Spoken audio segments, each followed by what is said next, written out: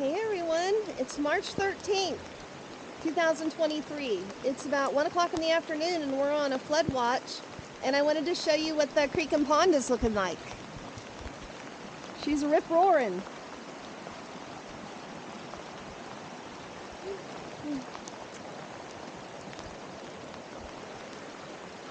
It's pretty full.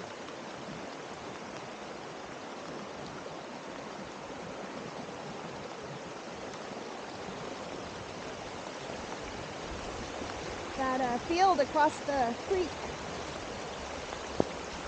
it's flowing with water now. It'll probably be really full tomorrow. You can see up the creek really nice. So yeah, I'll see you tomorrow with an update. Bye.